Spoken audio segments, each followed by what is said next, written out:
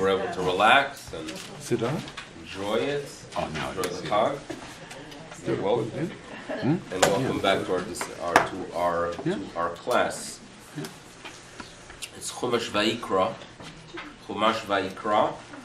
and you have to come in with a very positive attitude to gain things from Chumash Vayikra. It's a little bit, at times, a challenge, but at times that could produce insight that could actually be beneficial.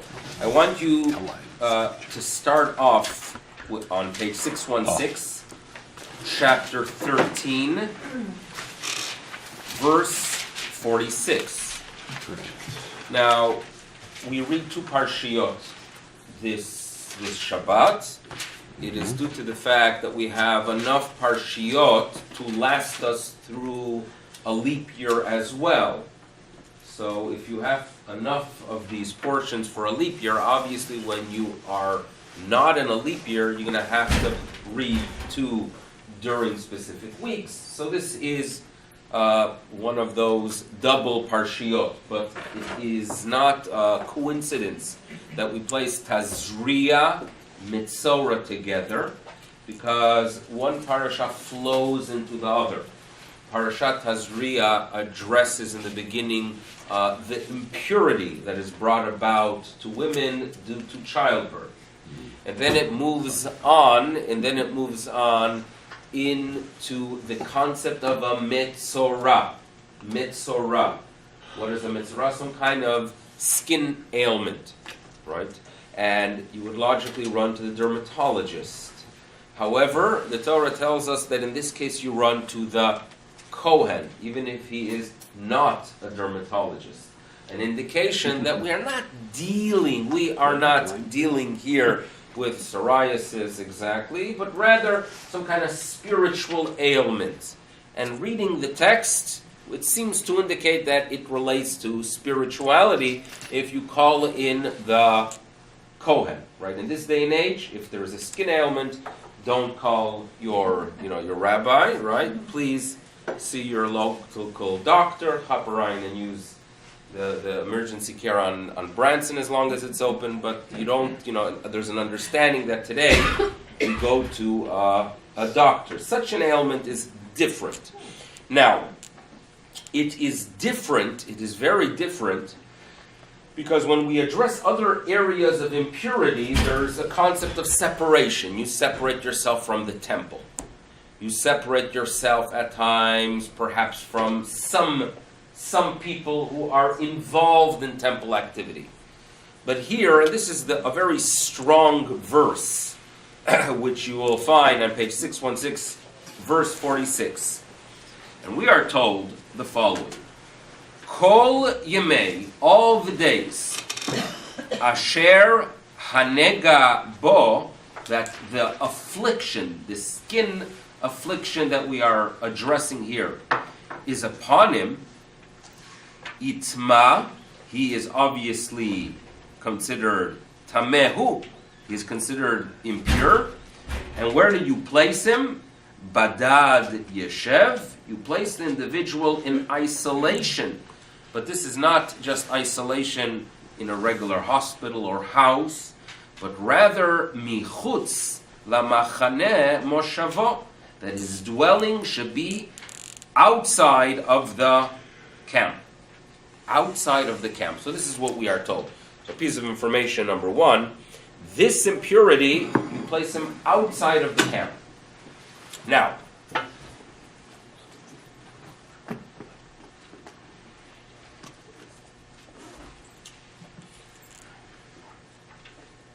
in the wilderness itself, if you want to understand the camp, you have to create in your mind, if I would have a board here, I would make for you 3 rings, one inside the other. 1, 2, 3. Okay? In the inner ring, I would call it Machane Shechina, the dwelling place of the one who dwells on high, the Almighty. Or the area designated for the Kohanim. That's the inner ring, highest level of sanctity. Next ring, a simple one. If the first one's for the Kohen, the second one is for the Levi'im, Machane Levi'ah, for the Levites. Outer ring are for the Israel. And in the camp itself, it works as follows. You had the tabernacle in the center. The area of the tabernacle had this courtyard. That was called the Machane Shechina, designated for the Kohanim and their service. The next area were where the Levi'im spent their time. They would not live there. Their tents were probably on the outer rim of this Machane Levi'ah, but that's where they interacted with people, guided people, taught people. And then you had the Machane Israel. Eventually, when we have our chosen city of Yerushalayim, there are areas in Yerushalayim itself that take over the role. Okay, you're going to have to become familiar with what is defined as Machane Shechina, what is defined as Machane, the camp of the Levites, and what is defined as the camp of the Israelites.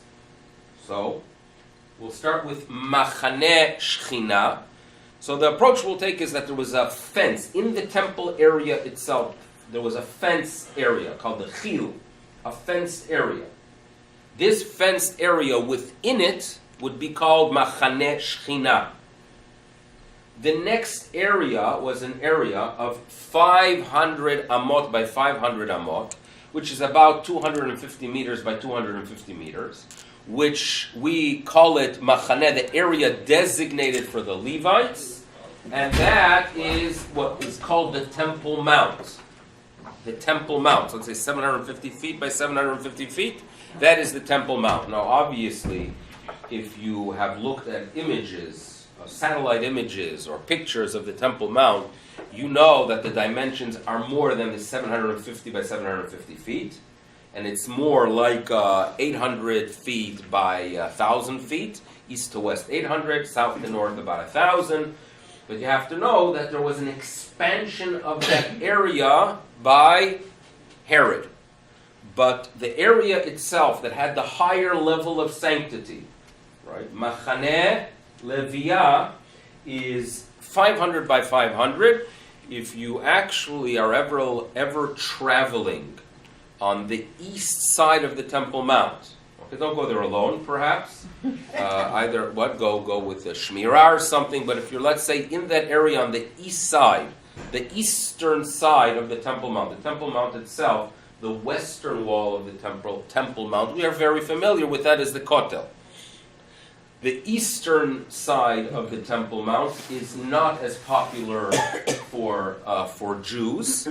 It is one that should be as significant, but it's possible that the Jews who lived not far from in the Jewish quarter had access to the western side, so that became for them a place of prayer.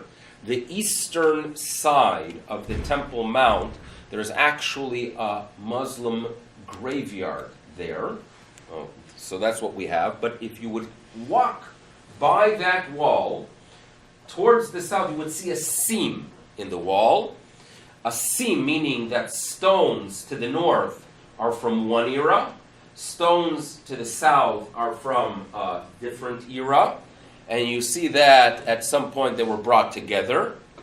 You could tell that the stones, the general rule, at least which I was taught, is that the Herodian stones are the ones that have that frame, and then the protruding middle section is smooth, like the ones of the Kotel are really Herodian stones.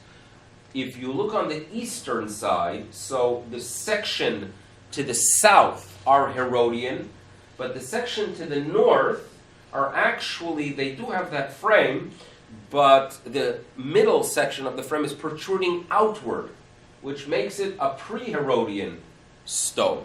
Indicating, now the seam itself would tell us where the Temple Mount, or till where the Temple Mount was prior to Herod, and that creates an area of 500 amah by 500 amah, which is about 750 feet by 750 feet.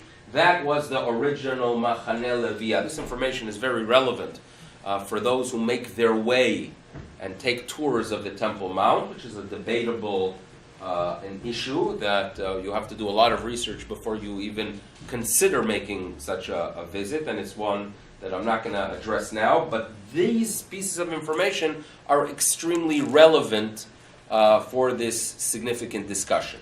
So far, so good. Machane Shechina, Machane Leviah, and the last one. What are we supposed to get? What is the last one? Machane Yisrael. What is considered Machane Yisrael? And that is obviously the walls of the old city. That creates the city, the walls of the old city. And the walls of the old city of today are obviously not the walls that were in existence in the days of King David. These are very late. These are walls that are Turkish walls from the beginning of the 16th century. Most of them are walls built on older walls, right? So, for example, if you would be on the eastern side of the Temple Mount, which are the walls of the old city as well, under it you will find remains of walls that go back to the early Second Temple, perhaps even earlier. And then there are areas like to the north of the old city. Those areas were expanded during Second Temple period. If you ever walk in the Rova, there's an area that you walk down and they would show you a remain of a wall from the First Temple era. You start asking yourself, how did the wall get there? It's a wall that goes from west to east. So it seems to be that the city at one point, towards the end of the First Temple period, the old city of Yerushalayim today, the southern part was within the old city, the northern part was not. Okay, so these are things that are relevant if you want to make a tour. But what is relevant is that the walls of the old city are very significant because there are meats that are holy that are only to be consumed within the old city of Yerushalayim. So these are the three sections that we are told about. Now, the rule is, some more information you're going to have to remember to put this all together. There are different levels of impurity. We are very familiar with the concept that if you come in contact with a body, the corpse, or if you enter into a room and you are under the same roof with the corpse, there's a tumah, there's an impurity, whatever that means. And as a result of that impurity, you are limited from entering into, we are told, the Machane Shechina. The Machane Shechina. So in the days of the temple, there was a big sign next to this fenced area that if you are impure, if you did not purify and purge your impurity due to contact with a met, don't enter here. How do you purge it? How do you get rid of your tumat met, of this impurity that comes about due to contact with the corpse? What do you need? The ashes of paraduma. As far as I know, they don't sell them on eBay, but they should be available at some point because we want to one day make our way to sections of the temple. Okay? Next, there is an impurity that is what the rabbis call impurity that is emitted from the body. And that could be a woman who menstruates, or a man who has relationships, or these are impurities as well. To purge those impurities, you need to go to the mikvah. As long as you have not purified yourself, you are limited from Machane Leviah. The next section, meaning you want to make your way to the Temple Mount, not to areas that had the Holy Temple, but you want to make your way to the Temple Mount, just to the mountain itself, just to that area of the 500 amah by 500 amah. You've got to be sure you go to a mikvah. There are those who are of the opinion that the mikvah has to be a higher level of mikvah that is connected to a spring. But I'm sure you're not on your way to do it, so if you want the halachic guidance beforehand, we could review it. But for the time being, and for what's going to be relevant for us, is you have to know that to purge that tumah right? As long as you are tameh, as long as you are tameh from such a tumah, you are limited from Temple Mount. This verse tells us that this individual who is a Metsorah, skin ailment, for whatever reason a skin ailment develops. He's not just ill, it seems like, but rather there's something spiritual there that's flawed. He has to purify himself from tumah. Guess where they place him? Guess what area he is prevented from entering. So what does the verse tell us? Badad yeshev. He has to sit in isolation. Where? Michutz la machane, outside of the camp. So the poor guy, this tumah, kicks him out of the city.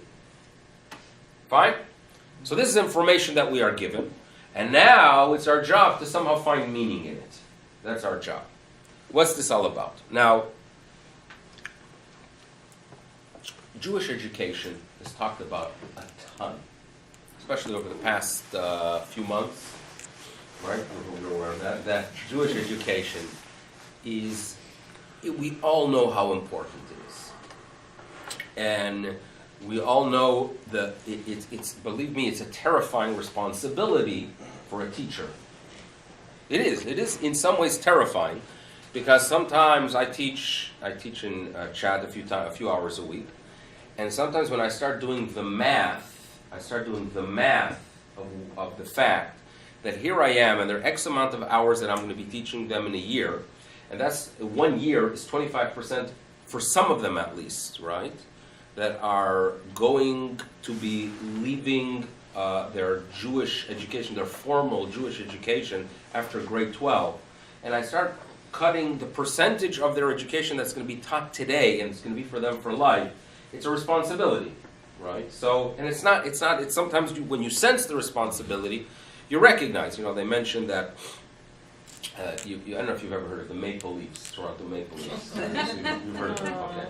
I'm sorry, I apologize. So now, you're very proud of them, of their... So, that's it. So, among the players, there's a Czech graduate, Hyman? Yeah. Zach.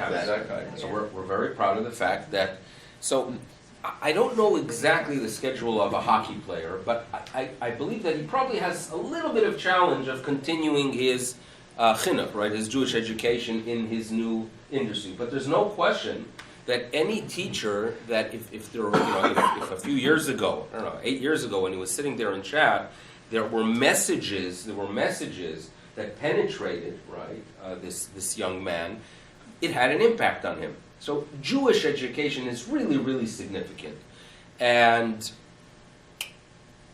when you enter into this field, you obviously want to have a structure. You want to have a structure, meaning a teacher, and this is a problem that I have at times, and this is off the record, even though it's on the record, but it's off the record. I officially teach Talmud.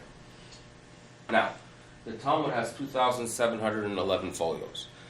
I'm not going to cover it all with the students there. It's not going to work. So what are you going to teach them? Like, how do you decide what to teach them?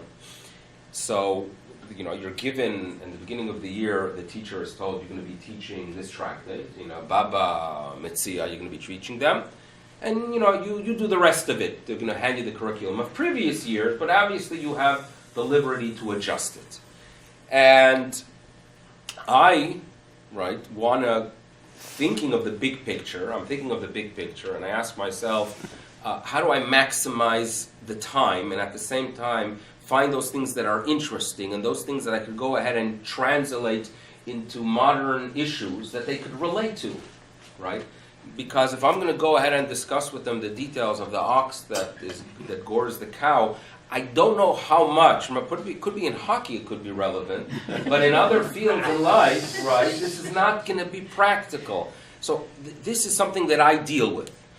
In a very healthy system, you would have from above, right, someone that is saying, listen, this is the agenda of the course, meaning all education is working backwards. How do you want the final product to look? What do you want them to walk away with? and then you have to work backwards, right? So I'm obviously not in a position to do the big picture. It's not my job. But at the same time, I do think through the material, what can I find that relates to them? What can enhance them? What can enhance their understanding, their appreciation, in attitude? All this comes into my thinking when we are dealing with Jewish education. But there's always going to be a core. A core meaning the main principle of Judaism. Right? You know the story that they walk in Tehillah and Shammai. Teach me all of Torah standing on one foot. Now, it's such a brilliant statement that the Talmud is teaching us. Right? Give it to me in one word. Right? Give it to me in other words, we do that in other areas as well. If I ask you, sum up Donald Trump in one word, you can do it. Right? You can do it. Right? You don't have to give me the word, but you can do it. So we, lahavdil, want to sum up Torah in one word. Do it. Do it. V'ahavta l'reacha kamocha. It's amazing, really amazing, that's the core of Judaism, right? And the Talmud tells us that, Hoshea, one of the prophets, tells us that there are three things you have to be, justice, righteousness, and, do things with humility. In other words, we always in education believe that there has to be a core. It starts with a core. And that's the core of the curriculum. Now, what I'm going to present to you is the following. That these three camps, which are, again, Machane Shechina, where you cannot enter if you are impure due to contact with death. Number two, the next ring, Machane Leviah, that you cannot be there if you have an impurity that relates to sexuality and to desire. That's what it's all about. It relates to it. Number three is Machane Yisrael, the camp of the Israelites, which relates, as we see here, to Metsorah. Right? What we're going to go ahead and try to do is say the following. What we're going to argue is the following. That for education, for a successful classroom, what you need is the core, a message of the core curriculum, or the core message that you want to transmit. That's number one. The material. We'll call it the material. Obviously, not all the material, but the foundation, right? That core of the material. Number two, who is worthy of being a teacher? Right? What are the qualifications of a teacher? We know very well that it's not enough to just have the knowledge. Perhaps for a professor, if he's a brilliant guy with a big ego and a wild life, perhaps there's room for a professor in math or in physics, but if he's teaching ethics, there's a problem there. If he's, God forbid, teaching Torah, there's a very, very serious problem there, because Torah is not knowledge, it's how to live a life. And if you spit out these messages, but then your life simply does not match it, we have a very serious problem here.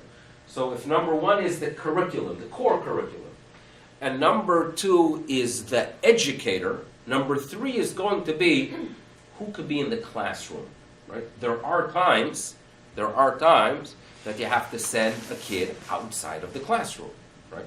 There are times that a yeshiva, right? I think the most, if my little job is sometimes overwhelming, not that it has an impact, but I'm mindful of its significance. I sometimes think about heads of yeshiva who have to make a decision to kick out a boy from yeshiva or not. And it is, for that should be a very terrifying decision, because you're making here, you are deciding the fate of a young man, and you better be very, very careful with such decisions. I have a friend who's a rabbi in, you won't believe this, but in Leeds. You ever heard of Leeds? Some good people in Leeds, it seems like. So, I do. no, he's new there. His name is Rabbi Shalom Cooperman. He's recent, maybe past decade or something like that. And not from your days, but he is a tremendous thinker. In other words, when I have a list of people who had an impact on my way of thinking. I have a list, obviously my father, and then there were some others, And one of the people that had an impact on me, he's not too much older than me, maybe 5-10 years, is this Rabbi Shalom Kumperman, because he had an insight into what is really the core of Judaism. And he would share with me the story that there was a head of a yeshiva high school in Israel, head of a yeshiva high school, or Rosh Yeshiva perhaps, that met the chief rabbi of Jerusalem, Rabbi Zolti, in the 1970s. And the head of the yeshiva, who deals with young students, turns to Rabbi Zolti and he says to him, Rabbi Zolti, you are the rabbi over the city. Isn't the achrayut, isn't the responsibility overwhelming? You paskin, you determine if this is kosher, if that is not kosher. How do you carry the burden of knowing that your decisions and every word you say is having such a significant impact? This is the question that was asked by the yeshiva head to Rabbi Zolti. And the chief Rabbi Zolti responds, listen, there's some things I know. I have some knowledge. There's some things I know where to look up. I'm familiar with the books. I have a question. I know where to look and find the answer. I would add today, there's some things I know how to use my CD-ROM. I have a little, I have a Bar Ilan program that has all of Torah. If I'm not sure where a specific text is, I just punch in a search and I'll find it. That's my own, in parentheses. And then says Rabbi Zolti, there are things that perhaps I don't know, but I know who to ask. In other words, if you have a question, you're not sure, you turn to the experts. But then Rabbi Zolti turns to the head of the yeshiva and he says to him, my question to you is, how do you take your responsibility? One wrong word to a young student, a 14-year-old, one harsh word of criticism that was not appropriate, you have an impact on that soul for eternity. How do you deal with the responsibility? Now, the depth of the sentence of the statement is that when you are dealing with education, when you are dealing with you're shaping people, right? And I think I'm not the only one in this room that can remember things said at age 10, right? I remember we were in Israel. And there was our family got together with another family, and there was a ball game, maybe a baseball game, and someone said, "Hey, you're this is an adult. You're too small. You can't play with us here, right?" And the impact it had on a 10-year-old, it has an impact. Now the beauty is that at least the benefit I got from it is that I'm aware, at least hopefully most of the time, that every word is significant, because if you experience something, you really sense the power of such a word. That is what the educator, that's the responsibility of the educator. So now that when we know what the curriculum is, we're going to unpackage it, but the idea is to have a successful classroom, you need the curriculum, who is worthy of being an educator, and who could remain in the classroom. How can you still have an audience? In other words, who can be in the camp to hear the message? So, the core curriculum of Judaism is Aharon HaKohen. And let me explain to you what I mean. Religion is a very dangerous thing. I think one day I want to make a bumper sticker, right, or a t-shirt, but I don't wear t-shirts. But I think it should be on the entrance of every religious institution, Jewish, non-Jewish. Religion is a very, very dangerous thing. Religion, and this is a Talmudic statement, by the way. The Talmud compares Torah to something that could be Samach Chaim, it could be a medicine that brings life, but at the same time, it could be a drug that brings death. This is what the Talmud tells us. And we see it obviously in other religions, that they have faith. They're very concerned for a higher being, Allahu Akbar, no question. We have it, unfortunately, within Judaism as well, right? That you monitor sometimes things that occur in the state of Israel. And you see behavior by people that are very, very sure that they are very, very religious, right? And their standards of kashrut are incredible, and they could inspire you with their knowledge of Talmud, some of them. But the behavior, and again, this is a small minority that causes a chilul Hashem for many, you see such behavior, like blocking traffic because they're unhappy with the government policy. That is the Sam Hamavet. This is when religion is misused. Now, religion itself, among its many dangers, is that at times when there is too much of a focus on the afterlife, too much focus on the idea that we live in this world, we do good deeds, we have credit, and then after 120, the soul benefits. Have you heard such talks throughout your life? That our existence is basically an existence of temptation. Make the right decision, you get credit, and then you cash in after 120. Concepts are true. But you know what could be the byproduct or the result of such an attitude? That you don't value the world. In other words, I'm a believer in the importance of maintaining the beauty of a city. Now, especially in Eretz Yisrael, there's a concept of Tiferet Eretz Yisrael, that when you go to the land of Israel and you see garbage on the street, it's disturbing because this is a place that you're supposed to feel is significant. If on the other hand there's an awareness of cleanliness, and the rabbis tell us that the streets of Yerushalayim, Shvakei Yerushalayim, were cleaned daily, it makes an impression on you. And Israel is supposed to make an impression as an incredible place. So therefore you go to Israel, you should visit Rehavia, visit the nice places, visit Savion, visit those nice places, because that is the impression, that is the image that you're supposed to walk away with. This is a magnificent, beautiful, incredible land that was given by the God of Israel to the people of Israel. On the other hand, there are times that Kenai Nahara, you have neighborhoods that have very, that they're very, Kenai Nahara, a lot of kids. And when you have a lot of kids, you're very busy and you use a lot of disposables. And what happens if you have a lot of disposables and you don't recycle? They don't have the bracha of our country of blue bins. So what happens? There's a lot of garbage. So do you know, at times, I once was looking at Google Earth, going through a specific neighborhood in Yerushalayim, and what did I notice? A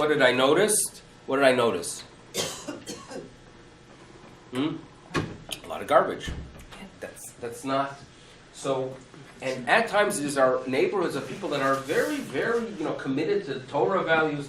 So I remember about a year ago, I think the deputy mayor of Yerushalayim was here. And that was the question. He was a fellow associated himself with the Haredi community, and I asked him that question. I told him, "Can you explain to me, the garbage situation?" And he explained, and I accept his explanations, that many of these neighborhoods were built for normal-sized families, like 2-3 kids perhaps. When Kenai Nahara, the Haredi population, comes there, and Baruch Hashem, they're growing, and they have 11 kids, you have to construct things differently. City planning is very, very different.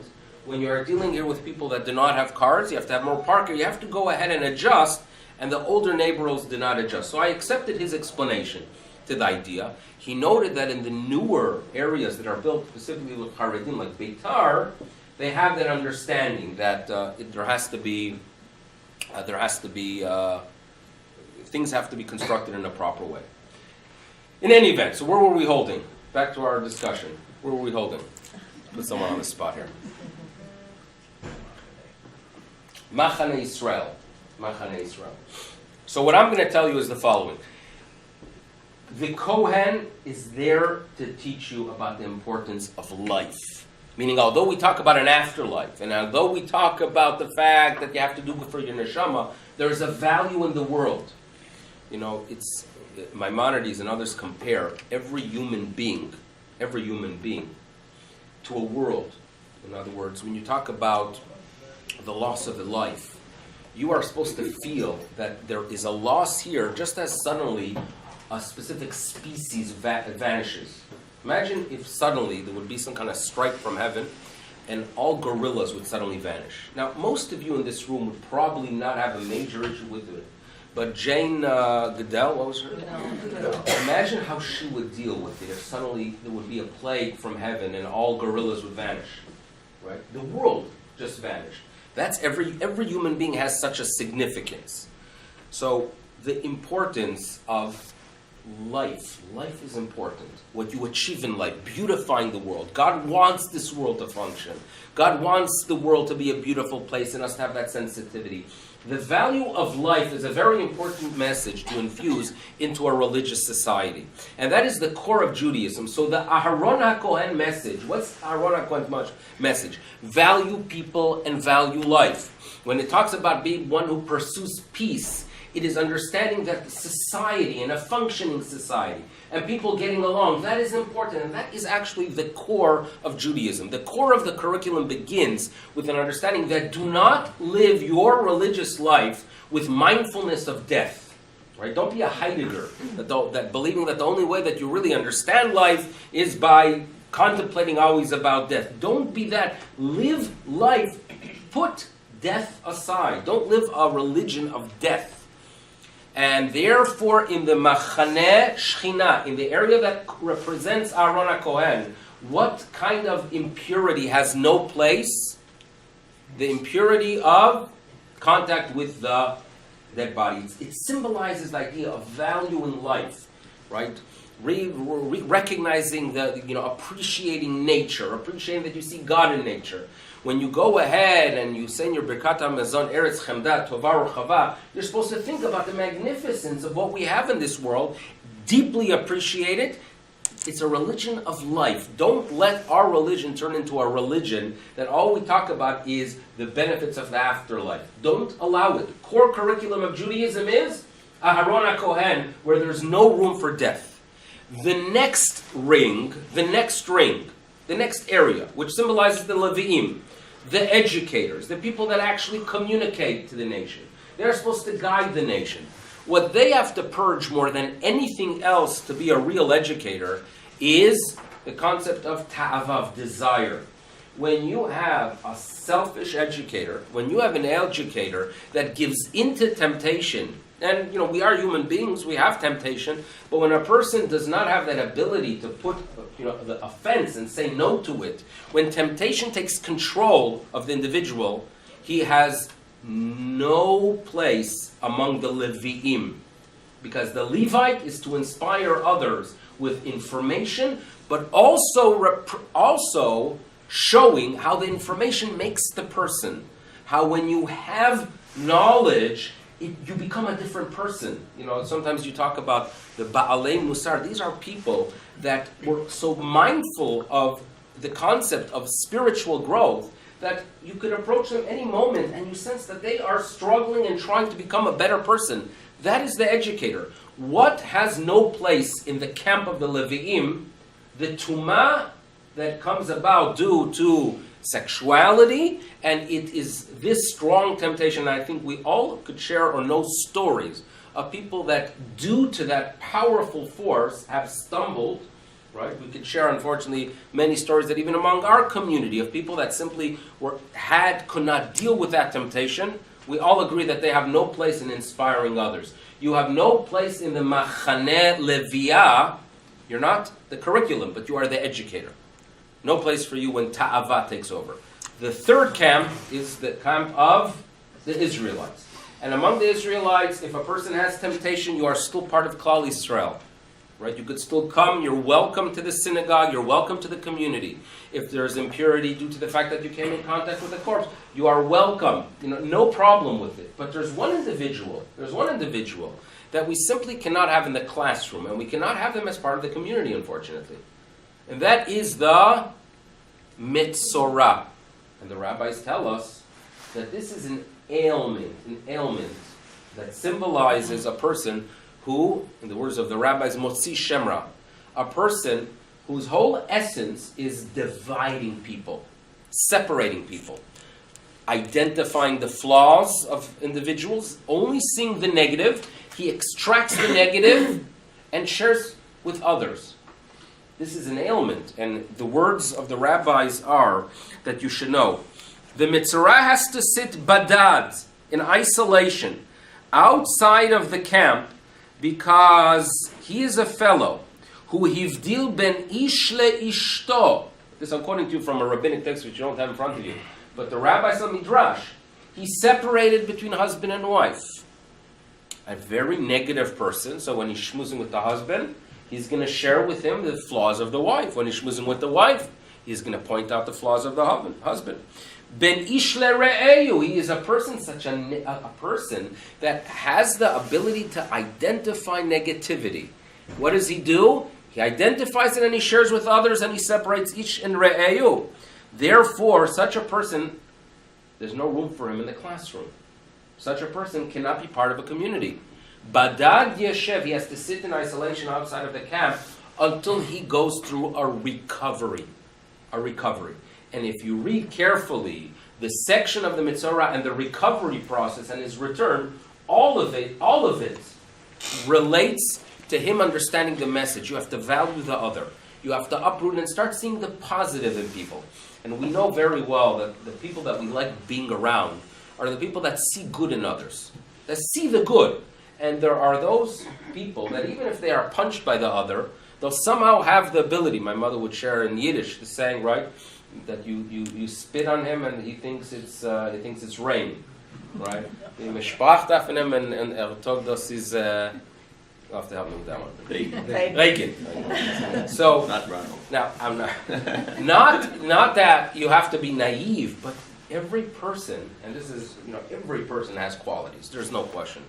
And the person who could identify the good in people is the opposite of the Metsorah. He is the one, and this is the message that we have to inspire him. There is no room for you in the camp. What we have achieved, hopefully, is an understanding of these rings and a little bit of an appreciation that these Tumah laws, which are complex and hard for us to comprehend, nevertheless carry a very significant message of the core of Judaism, the worthiness and who is worthy of being the educator of Judaism, and more important than anything else, the concept of let's treat ourselves as a community and have that awareness of what should be said, what should not be said. And the greatest mitzvah is bringing shalom, because hopefully through that shalom, we can merit to bring Klal Yisrael together. Thank you for coming, and everyone have a good day, and see you next week, God willing.